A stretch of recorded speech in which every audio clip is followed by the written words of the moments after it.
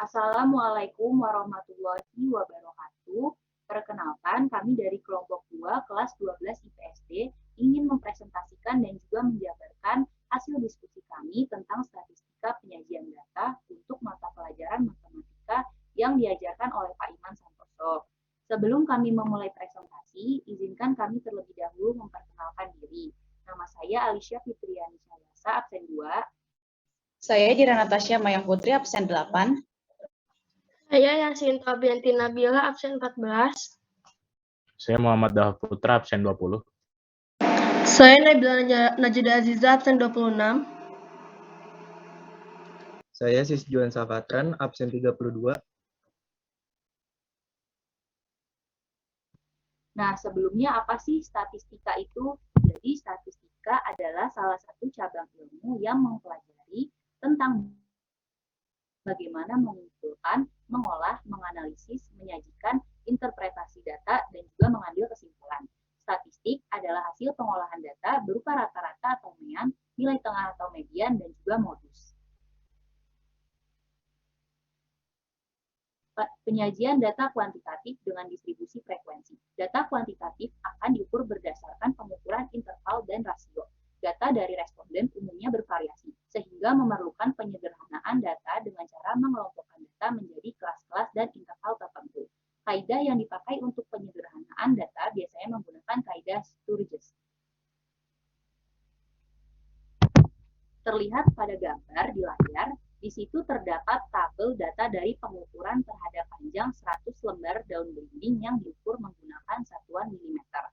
Lalu, dari kumpulan data tersebut dapat diketahui bahwa datum terbesar adalah 100 dan datum terkecil adalah 40, sehingga diperoleh jangkauan data atau yang bisa kita lihat ya, dilambangkan dengan huruf J sama dengan X max kurang X min yang artinya J sama dengan 100 dikurang 40 sama dengan 60. Kemudian kita menentukan banyak kelas interval atau K dengan menggunakan rumus Sturges, yaitu K sama dengan 1 ditambah 3,3 log N100, di mana K sama dengan bilangan bulat dan N sama dengan banyaknya data, yang dimana diperoleh hasilnya adalah 7,6, yang bisa kita bulatkan menjadi 8. Selanjutnya, panjang kelas interval atau P dengan rumus P sama dengan J per K, yang artinya panjang kelas interval sama dengan jangkauan data per banyak kelas interval sama dengan 7,89, atau kita bulatkan menjadi 8. Selanjutnya akan dijelaskan oleh teman saya. Setelah data yang masih acak tadi diolah, serta ditentukan banyak kelas sampai panjang intervalnya, data tersebut pun dapat disajikan dalam berbagai bentuk, salah satunya dalam bentuk tabel distribusi frekuensi. Seperti yang terlihat, variabel-variabel dari data sebelumnya sudah disusun berdasarkan kelas-kelasnya dengan panjang 8 interval. Di kelas pertama, dengan panjang daun belimbing 40 sampai 47 mm dengan 10 frekuensi. Di kelas kedua, dengan panjang daun belimbing 48 sampai 55 mm dengan 10 frekuensi juga. Begitu pun seterusnya, sampai akhirnya ada di kelas ke-8 dengan panjang daun 98 sampai 103 mm dengan 6 frekuensi. Nah, sebagai tambahan, jumlah frekuensi dari masing-masing kelas dapat disajikan dalam bentuk turus, sehingga memudahkan dalam pembacaan data. Selanjutnya, penjelasan tentang histogram dan poligon akan dilanjutkan oleh teman saya.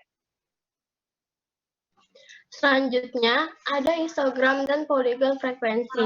Di sini, saya akan menjelaskan tentang menyajikan data kelompok melalui histogram. Apa itu histogram? Histogram adalah penyajian data yang dikelompokkan menurut distribusi frekuensi menggunakan diagram batang tegak yang tidak terdapat jarak, atau penyajian data kelompok dalam bentuk grafik. Pada sumbu X atau sumbu mendatar dinyatakan untuk kelas interval, sedangkan pada sumbu Y atau sumbu tegak dinyatakan untuk frekuensi. Pada tabel di samping, bisa kita lihat di bawah terdapat rumus tepi bawah dan tepi atas, yaitu tepi bawah sama dengan batas bawah dikurang 0,5 dan tepi atas sama dengan batas atas ditambah 0,5.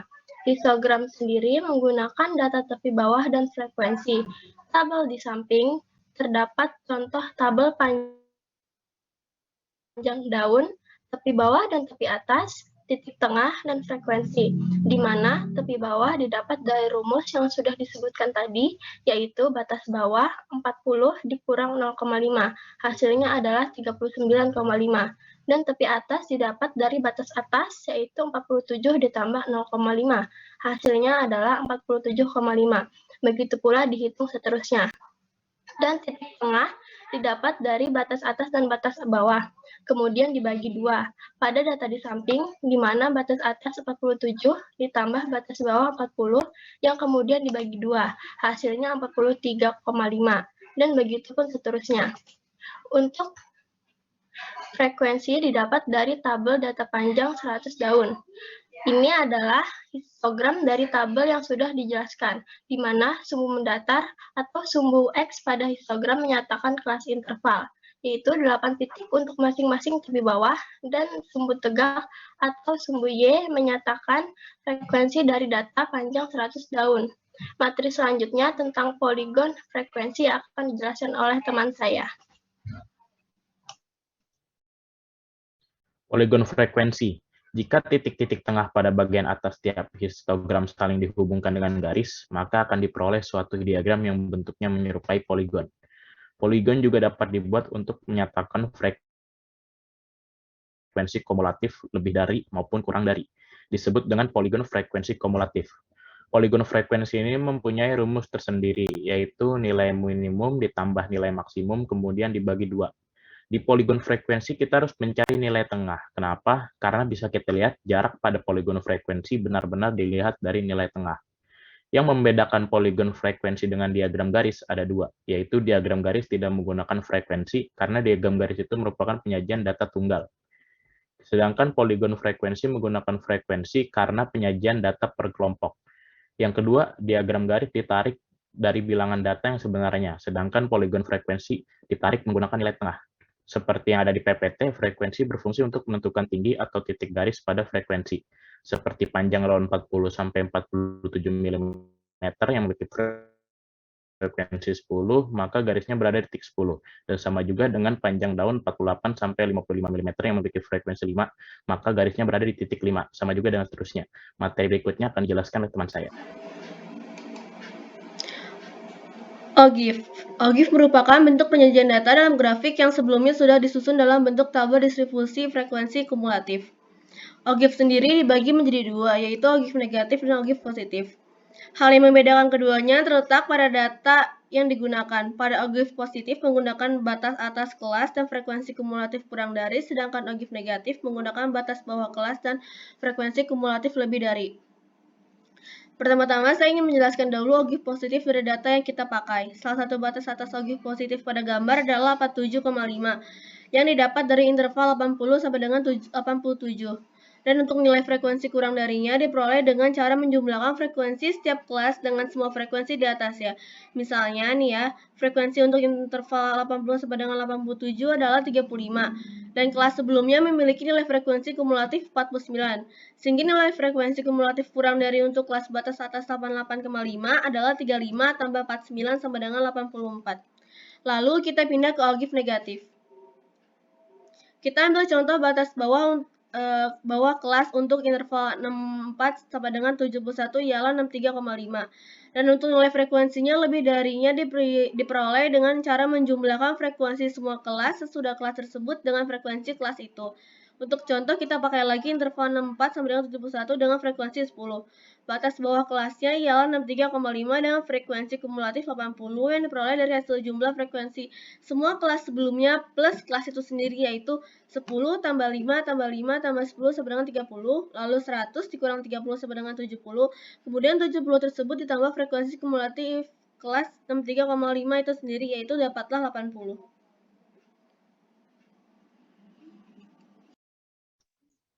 Terakhir, saya akan mengambil kesimpulan dari hasil yang teman-teman saya paparkan. Yang pertama, statistika adalah salah satu cabang ilmu yang mempelajari tentang bagaimana mengumpulkan, mengelola, menganalisa, menyajikan, menginterpretasikan, dan mengambil kesimpulan. Statistik adalah hasil pengolahan data berupa rata-rata, nilai tengah, modus, dan lain-lain. Lalu hal apa saja yang dapat diketahui dari statistik? Yang dapat diketahui dari statistik yang pertama adalah frekuensi, interval, nilai tengah, rata-rata, nilai terbanyak, tepi atas dan bawah, nilai OGIF, dan juga kita dapat membuat data tersebut ke dalam berbentuk grafik seperti grafik histogram dan juga poligon. Manfaat dari statistik yaitu satu, mendapatkan gambaran mengenai suatu fenomena tertentu dengan lebih sederhana melalui ukuran statistik. Yang kedua, mampu mengambil kesimpulan dengan tingkat kepercayaan tertentu berdasarkan hasil sampel dari populasi. Yang ketiga, dapat melakukan efisiensi biaya melalui sampling. Yang keempat, dapat membuat permodelan dari sebuah permasalahan. Salah satu contoh peran statistik dalam kehidupan ialah dapat memprediksi pasangan calon yang akan terpilih dalam pemilihan umum dengan cara menggunakan sampling. Dari data-data yang sudah saya paparkan, kita dapat mengambil kesimpulan bahwa statistik mengambil peran penting hampir dalam seluruh tatanan kehidupan kita. Sekian presentasi dari kelompok kami. Kurang lebihnya mohon maaf. Wassalamualaikum warahmatullahi wabarakatuh.